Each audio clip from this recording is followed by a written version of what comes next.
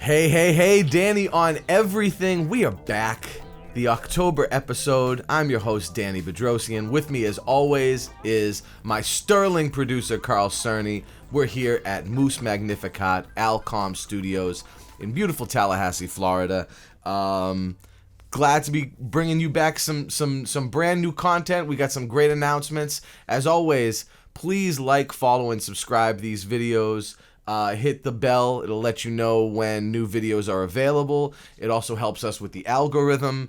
And just please spread the word about this show, about Danny on Everything, to all your friends, to interested folks who you think might be down with checking out the stuff we got going on this podcast. And also I have a Patreon. Please support if you can. It's www.patreon.com/Danny Bedrosian. I also run George Clinton's Patreon. It's www.patreon.com/George Clinton P-Funk. They're both really cool. You get lots of great content, music, comics, never before heard stuff, unreleased stuff, exclusive stuff to the patrons. So I highly recommend you check that out. Also check out my other podcast with George. It's a bump by bump rundown. Highly recommend you like, follow, and subscribe to that as well. And happy to announce that we'll be in Secret Army will be back out on the road in December. Will be the dates will be forthcoming. Right now I can say it's December 12th is in Portsmouth, New Hampshire, to be determined venue. December 13th in Boston, Massachusetts, to be determined venue. And December 14th is in the Starboard Lounge in Searsport, Maine. December 14th. So check out those dates. More to come, and we have lots of great stuff coming in 2025, so please stay tuned. But this episode, today, I am happy to be joined by my lovely, beautiful wife, Miss Patavian Lewis. Hi, boo. Hi. And why are we here today? What are we doing? What are we talking about? Well, I'm super excited to announce that Patavian's long-running album, which we've been working on for 5 years, entitled The Red Balloon, is coming out next month, November. Yay! And you're hearing it here first. We will be doing a special announcement probably sometime right before this airs, but this is probably the first place where a lot of people are going to be hearing about The Red Balloon, which we're both really excited about. I was super honored to get to do the production on her first album.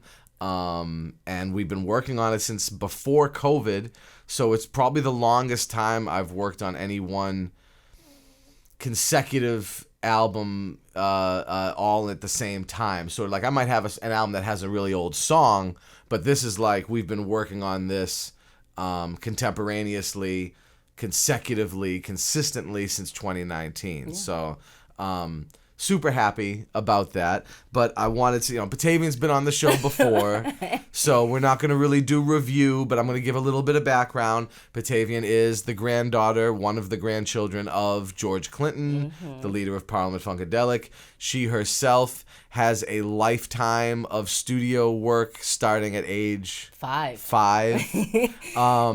She came out on the road in 2014 as one of the backup singers for George Clinton and Parliament Funkadelic, and continued in that position through 2021, and had to leave because somebody got her knocked up, and somebody got me knocked up. And I had to sit down with the children. And but very much a beloved member of the band still to this day, and we love her and miss her when we don't have her out there. But she was a key element to the backup vocal section for many years, and a talent in her own right, in terms of singing and also poetry, which we incorporated into this album. Now, Patavian, tell the people a little bit about the poems that make up these songs? I know they come from some different places. They do. Some of the poetry is from when I was a teen, and some of them I wrote when I was out on the road. How old? When you say teen? What do you think? 15. Wow. Yeah, 15, 16. That's when I really started getting heavy into before it was like, my mom made a dinner I didn't like, let me write a poem. My mom made me go to bed early and write a poem. Yeah. That was the first poem? poem? Yeah, it's trash, and then once I got to though. be... There's like a not a protest, but kind of like... Yeah, I don't like this chicken, let me write about it, and crumple it up so she wouldn't find it. But when I got to be like 15, 16, 17, in those teen years, I was going through it. So that's when I really started, getting heavy, in the poetry. And the first poem I ever really let anybody okay, read this is actually on the album. Which one is it? That's Forever Never Ended at an R. Oh. Yeah, I wasn't letting people read it. I just write it and keep it to myself. And that was the one, I think it was 15 when I wrote that. I was gonna say, how old were you? And who'd you show it to? My mother. Oh, nice. And I'd be like, read this, isn't any good? And she, oh, it's so beautiful. I'm like, okay, I might be able to do something with this, so. Nice. Yeah, That's awesome. Yeah. And then the poetry continued on. You started you wrote into adulthood. Yeah, yeah. And then do you feel like your style changed? Yeah. Or do you feel like your tone was always the same? How do you kind of explain that? It was different. When I was a teen, it was really kind of sing-songy and bouncy, Rhymey, and then as I, grew into adulthood, I took a long gap. I didn't write for a really long time, actually. Okay. And when was that gap? When did that happen? When I 18, all through my mid-20s. College age. Yeah, I wasn't writing, and then by the time, I really started getting, back heavy into it when I was in the band.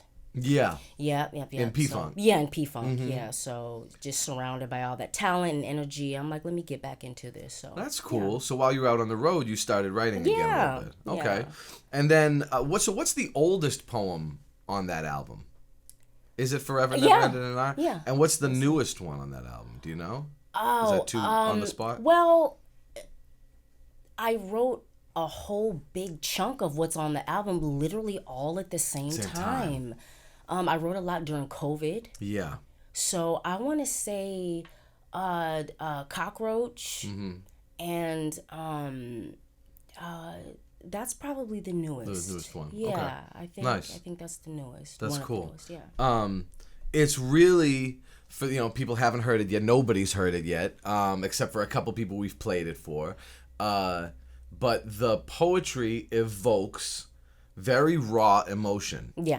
And without going too deeply in, maybe we can talk a little bit about the title track. Yeah. Red Balloon. Could we talk about that? Is that okay? Yeah. The Red Balloon comes from a poem of the same name. It's also the name of the album and the theme of the album. What is the Red Balloon about, the song or the poem? So the Red Balloon is about, I was in foster care for a nice little minute. And I didn't know what was going on. I was in foster care, and my mother, who she's the woman who raised me, my grandmother, who I now call my mother. She came for my 3rd birthday. I was in foster care, and she brought me some balloons. And I thought I was going home. I'm like, this is it. I'm ready to get up out of here. Let's go. Let me pack my bags. And it was not quite time yet. So she came and she's, oh, happy birthday. And then I watched her walk back out like, where are you going? I'm going with you, And so it wasn't quite time. And so it was just like, oh, man, well, how much longer do I got to be here? So it was just, that was a really it was a lot. I'm in foster care. She came, but I'm not going back with you. What's gonna happen now? I don't. My grandmother is not here. My brother is. It just, everyone kind of fell away, and it was just kind of just me in this one spot, and everyone was all in different spaces. So I remember that very vividly, even though I was 3. Wow. You know, I remember that her coming and bringing me some balloons, and I was so excited because I was like, oh, this is a face I recognize. Somebody came for me. I'm going. It's time to get up out of here. No, not yet. So yeah. Wow, there's such powerful, like emotional things, especially from like the mind of a child. Yeah. You wrote it as an adult. Yeah. But the concept came from childhood memories. Yeah.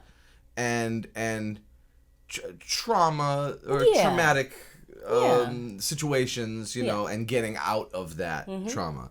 So, in a way, would you say that the poetry is cathartic?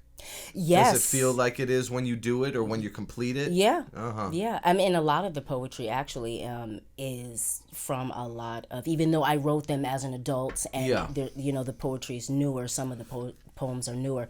A lot of them are from either my own past experiences that are either traumatic or I'm so very deeply in love. You know, I tend to write when I'm either traumatized or deep in the trenches of love somewhere, or other people's experiences in trauma and things like that. So, you know, I went through a counseling program and I got my certification in trauma, abuse, and addiction counseling.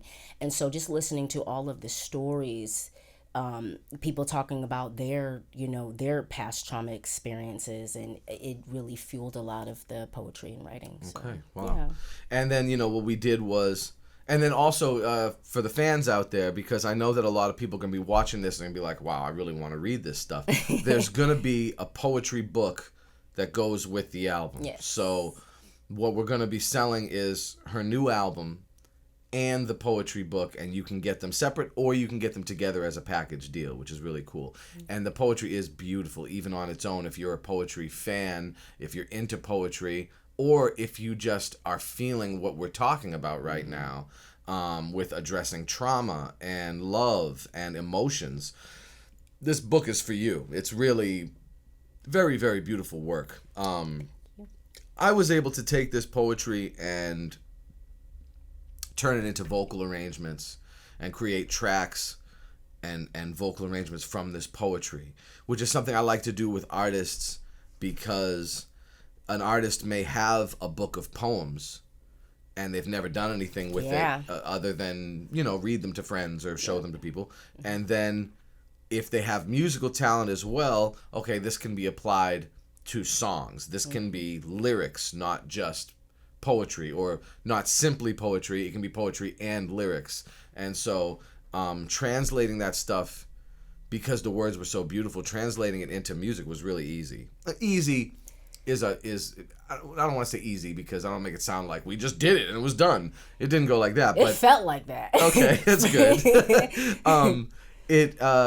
It was easy to make it flow because the poetry itself has a natural time of its own, and timing and a reason that I'm probably not articulating this as well as I could, but it has a natural kind of expression and rhythm to it that can be hyper focused into song, and it works really well, I feel like, on this album. In general, how was the experience for you taking these poems and then turning them into songs? Something that, you know, you've talked about before. You're like, I could never turn my poetry into songs because you're too close to it almost. Yeah. It's too close. Yeah, you're ingrained in it. Yeah. So talk a little bit about that. I mean, I had people, you know, when are you gonna do something with that poetry? When are you gonna do it? I'm like, I know how to write it well, but then after it's done, I just don't know what to do with it. Like turning it into music, that's just never been my thing. And I'll look at it and be like, I wish I could, but I just don't know how. I'm just, you know, and so I am not gonna lie. When you were like, okay, you know, let me see what you got, I was so nervous. I'm like, what are you about to turn this into? Like you know, and so and then once you know, kind of let me hear the direction where you were going, it was like, okay, now this might be something. We might could do something with this. Yeah. You know, so it was challenging. Actually, it might not sound like it, but it was challenging for me to like turn the, those words that I wrote into music, because I have all the memories and all the emotions with it. So it was definitely challenging, but you turned it into such beautiful work. Oh, thank you. Like I said, it was very inspiring to work with words that were so emotive and powerful, and coming from a place of pure emotion, be it, like we said, trauma or love or sadness, loneliness, anger, or frustration, like lyrics that come from a place where you can feel the frustration. Yeah. That kind of tension can work well in music, because if you can match the tension, with the vocal arrangement or with the music, then you can really have something special. Yeah. And I think we definitely put together something special. George Clinton heard these songs, and he was really very happy with how they came out, and he was very impressed. And so, which was like, we have a fan in George with this album, so he was really expressing his joy in hearing it. And he said he was one of the first people. I've been telling her forever. She need to get those. Yes. Let me get those up off you. The poetry. And of course, we really scratched the surface, because we focused on a few of your most modern pieces, and a couple important older pieces. Yeah. But there's a lot more where that came from. Yeah. It'll be interesting to see what we do, the next round with the older pieces, because it's such a different vibe and tone and person. So, and then maybe writing some newer stuff for the project, which could be exciting in its own way, because that's a different type of experimentation. Ooh, I'm gonna wait till I write about you. You already have. I have, but there's some on this album about me. Yeah, but we're married now. We got kids. We got 3 kids. Okay, wait till I write about that. Oh, goodness. Cut. No, I'm just kidding. But yeah, so that'll be very interesting. But yeah, this is like, it's something. I had some tracks I was working on. Initially, there was a couple tracks I had that I was initially had intended for Eminem, and Ariana Grande, and Skylar Grey. Yeah. Because I had been doing some work at Nickelodeon for a producer over there, and gave him just a ton of stuff, and goo gobs of it weren't used. Just vast swaths of it weren't used. So I had all these tracks to kind of pick from. Yeah. I even took a couple of them myself for personal projects, but I saved what I thought were the very best ones for something in the future. Yeah. I thought maybe the artist in question may eventually be able to get them, or somebody similar to the artist in question. But in the end, I started just completing them. They were initially just keyboards to a click track. And then I slowly completed them, drum programming, arrangements, extra sounds, new patches, different things like that. And that was like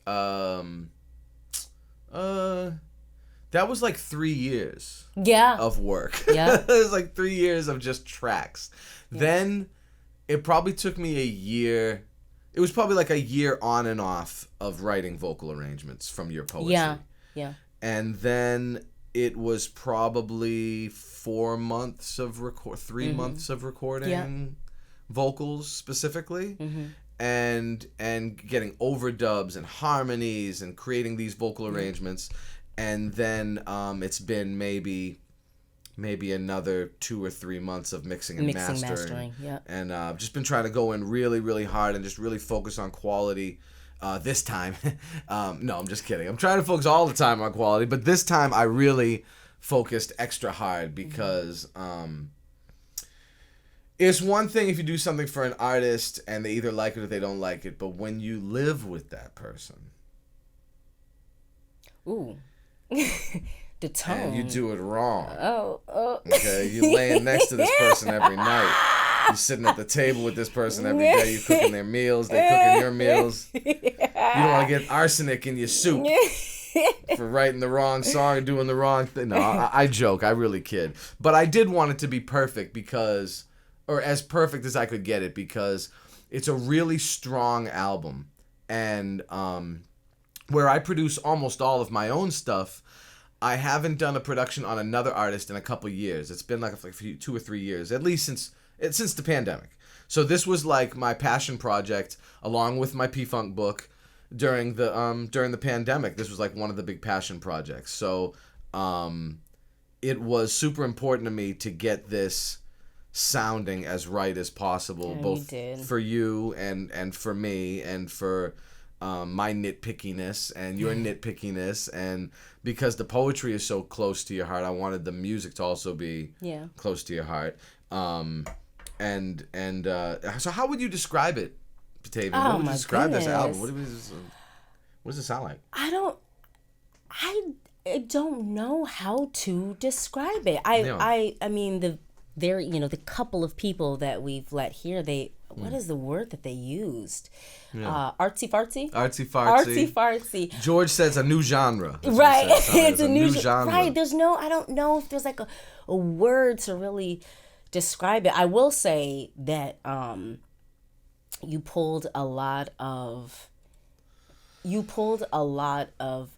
like sounds in my voice and in me that I tried so hard to kind of avoid in my previous projects. I'd be in P-Funk and I was, in Candy Apple Red. I'd be like, no, I got it. I wanted to be in a box. I really wanted to be in a very specific box. And so with this project, it sounds like me.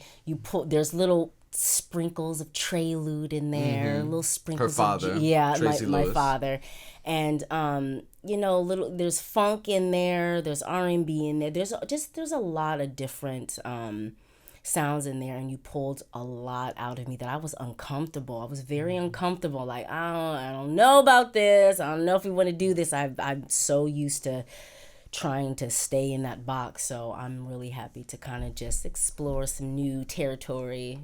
It was fun exploring with you because like we did. You're a natural alto, so you have this deep voice. So being able to like use that, really like utilize that in spots and like solo that out was cool. Yeah. But then also exploring your range, because there's a bunch of songs on here where there were parts I've never heard you sing so high. Yeah, where I made you sing like a whole bunch of stuff. Like there's some like real soprano stuff, and then you're singing like some tenor and almost baritone stuff, like really low alto. And so it's like got a really wide range, which is fun. You're rapping. There's spoken stuff on here. There's one where you're like on the phone, on the telephone. So there's like a bunch of like it's got theatrical elements.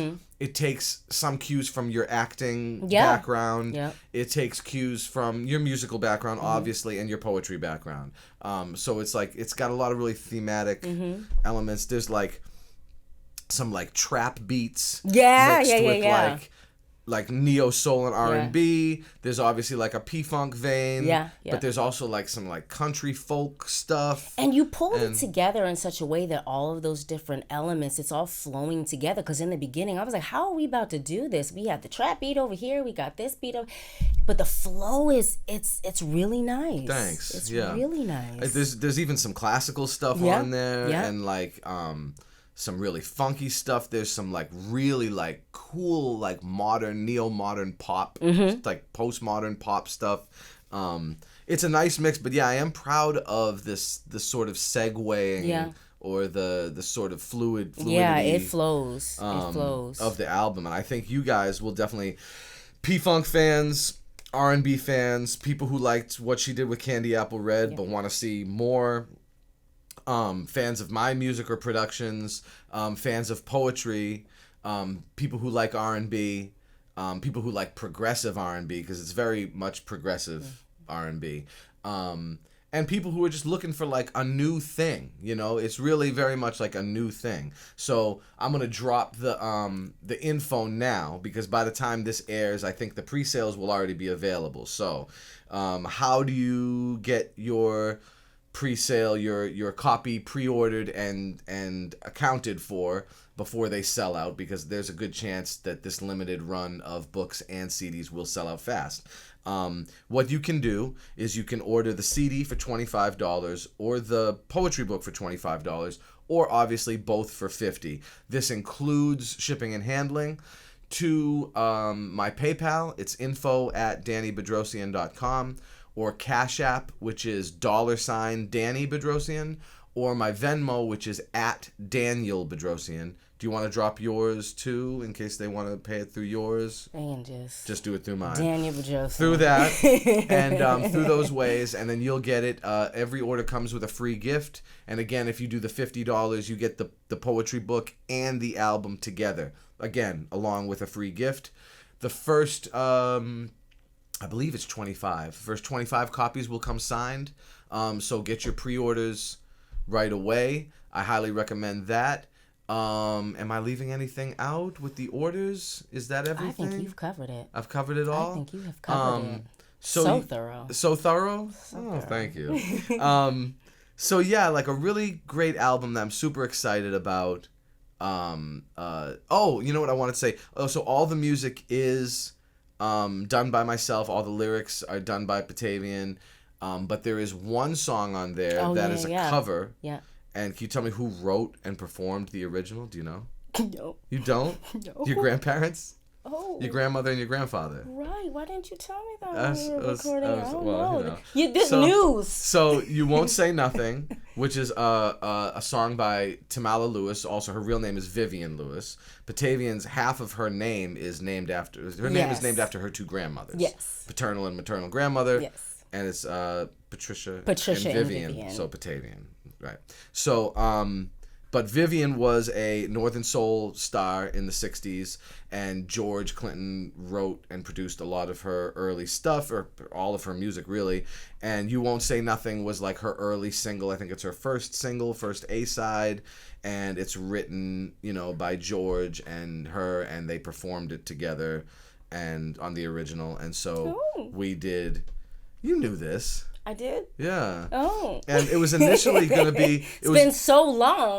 We did cut that a long time ago. It was initially going to be on my Northern Soul album, Dr. Music, which I put out on Patreon back in 2021. But we left that track off. Our good friend Lige Curry played bass on it, and we got George's blessing to do it. And so it's really cool that we have a song on there that is not only... is it 60-something years old? Yeah.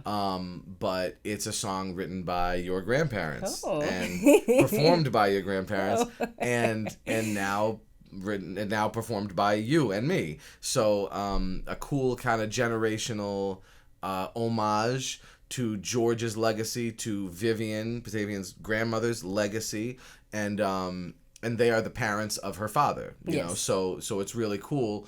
To have that legacy, that homage, and that really cool sort of dynastic succession, dynastic sort of nod, tip of the hat to the generations that came before. And so we wanted to include that on the album as well. It's kind of the odd track out in a way, just because it's not one from her poetry or my music, but very much fits in with the rest of the album nonetheless, thematically and conceptually. We have an exclusive here, Danny, on everything.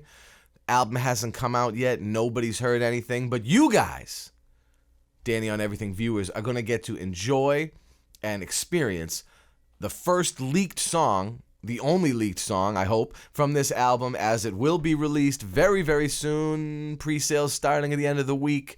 But in the meantime, you guys can enjoy the song right here. One song from the album. It is a song called Breathe. This is from Patavian Lewis's brand new debut album, The Red Balloon. Check it out. I've been meaning to, I just haven't gotten around to it yet.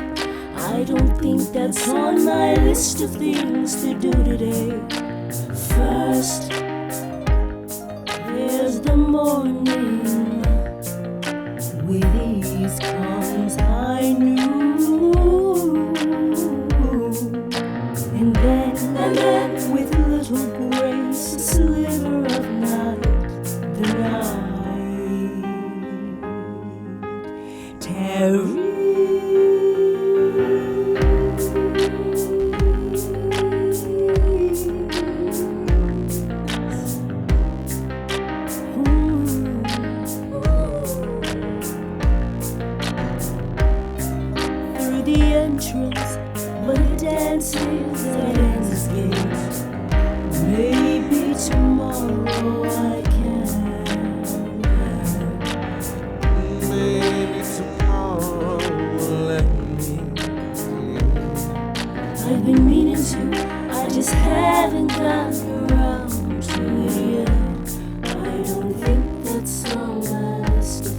things to do today. First there's the morning, with ease comes high noon, and then with little grace, a sliver of night. The night tarries through the entrance, but it dances at its gate. Maybe tomorrow I can, maybe tomorrow let me. So, highly recommend you guys check out the Red Balloon, man. The Red Balloon is going to be so great. I'm so excited about it. All our fans, I really, really highly urge you guys to get this thing. It helps support us and our musical endeavors and make more stuff for you guys. And I just think it'll make a great addition to your music and poetry collection. So highly recommended. And I have to thank my lovey-dovey here, Pata. Thank you, Boo, for coming on. Oh, thank you for having me. She doesn't love doing this all the time, so this is special for her to be able to come on and talk about it. I figured since she got an album coming out, we might as well. Anything for you, Boo. Oh, thank you, baby. Since she got the album come out, we gotta push the album.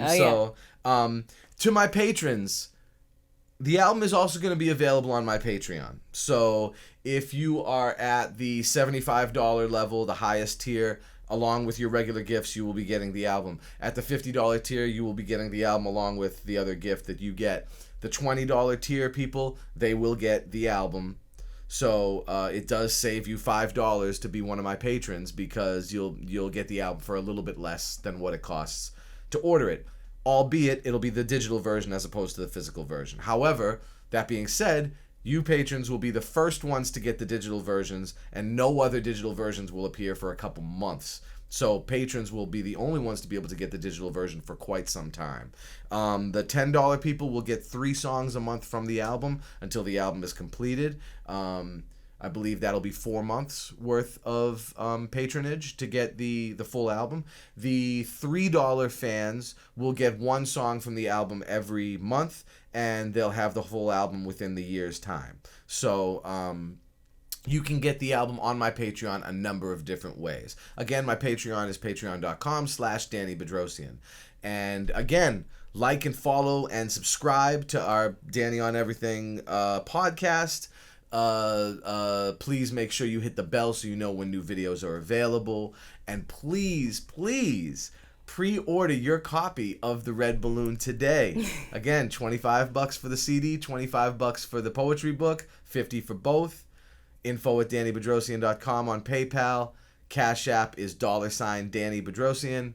Venmo is @Daniel Bedrosian. And Carl will put up the links on the screen so people can see and know what to do if they can't understand my voice or what I'm saying.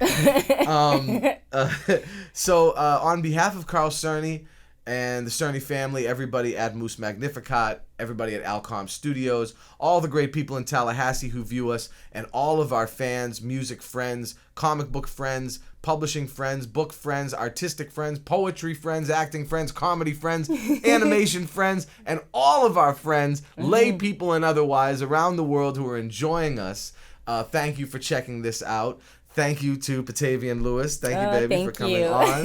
And on behalf of Patavian, Carl, myself, and everybody involved, you have been watching, listening to, smelling, experiencing, feeling, vibing, enjoying Danny on Everything.